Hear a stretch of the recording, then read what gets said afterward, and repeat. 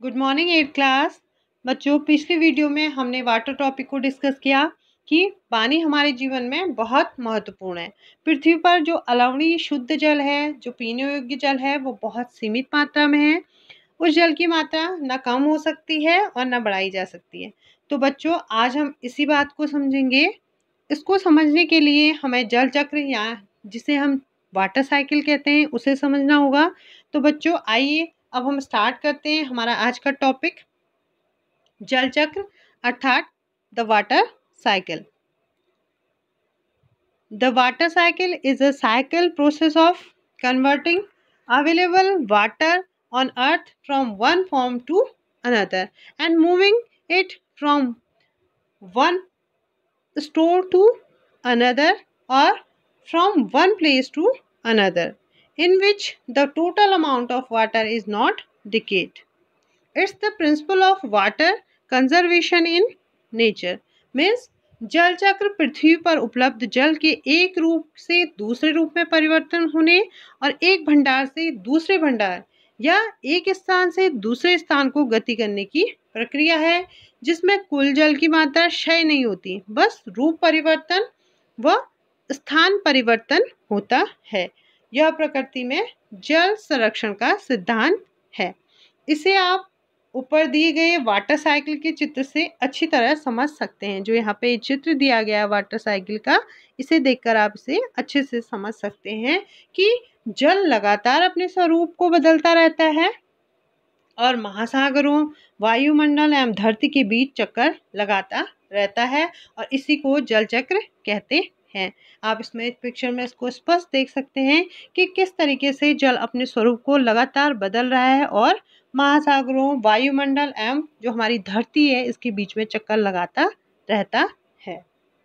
अर्थात सूर्य की तेज रोशनी से नदियों, झीलों आदि जल स्रोतों का पानी भाप बन के इकट्ठा होकर तथा ठंडा होकर बादलों का रूप ले लेता है। जैसे आप लोग घर पे देखते होंगे, इसका एक एग्जाम्पल से हम समझेंगे कि जब चाय बनाते समय पानी के उबलने पर भाप निकलती है, जो ऊपर उबलने पर क्या होती है, भाप निकलती है, और जो ऊपर उठती है अगर हम उसे किसी बर्तन से ढकते हैं तो वो भाप उस बर्तन में टकरा कर बूंदों में बदल जाती है, जिसे आप उस बर्तन के ढक्कन में देख सकते हैं। इसे आप घर पर चाय बनाते समय देख सकते हैं बच्चों। और अगर आप चाय बनाते हैं तो बहुत अच्छी बात है, आप उस समय देख सकते हैं। अगर आप चाय नहीं बनाते हैं तो आपकी मम्मी चाय बनाती होंगी तो आप उसे उस समय देख सकते हैं। तो हमने अभी अभी पढ़ा कि क्या होता है, भाप, जो भाप है उस बर्तन में टकराकर बूंदों में बदल जाती है। इसी तरह जल चक्र में भाप बादलों का रूप ले लेते हैं और आगे ये बादल बहुत अधिक बूंदों के इकट्ठा हो जाने पर भारी हो जाते हैं और भारी हो जाने पर बरस जाते हैं, अथवा कुछ आगे बढ़ते हुए और उनमें से कुछ आगे बढ़ते हुए पहाड़ों, ऊंचे जंगलों से टकराकर तब बरसते हैं और बरसने पर नदियों, झीलों में यह पानी फिर वापस आ जाता है। जब फिर बरसेंगे तो जो पानी पहले सूर्य के प्रकाश से क्या हुआ था, ऊपर क्या हुआ था, सूर्य की तेज रोशनी से जल स्रोतों का पानी भाप बनकर इकट्ठा होकर ठंडा होकर बादलों के रूप ले लेता है। और फिर क्या होता है, जो भाप है क्या करती है, इसी तरह जल चक्र में क्या होता है, भाप बादलों का रूप ले लेते हैं और आगे ये बादल बहुत अधिक बूंदों के इकट्ठा हो जाने पर भारी हो जाते हैं और फिर बरस जाते हैं। तो क्या होता है, बरसने पर ये नदी झीलों में फिर बरसते हैं तो ये पानी फिर नदी झीलों में फिर वापस आ जाता है। फिर वही चक्र प्रारंभ हो जाता है, सूर्य की गर्मी से भाप बनना, फिर बादल बनना, फिर बरसना, और यही प्रक्रिया चलती रहती है जिसे हम कहते हैं जल चक्र।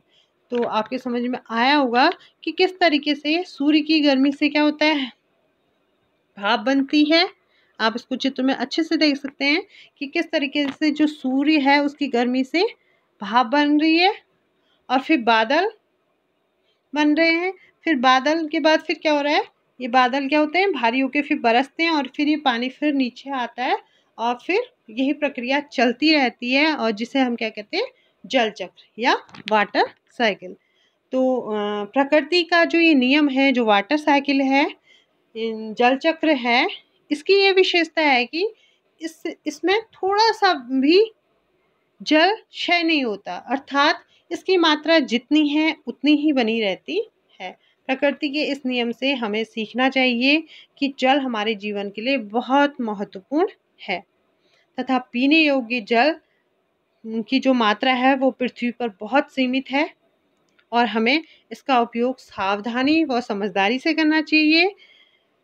तो बच्चों, अगली वीडियो में हम इसी को अर्थात कंजर्वेशन ऑफ वाटर, जल संरक्षण को समझेंगे। Thank you. Have a nice day.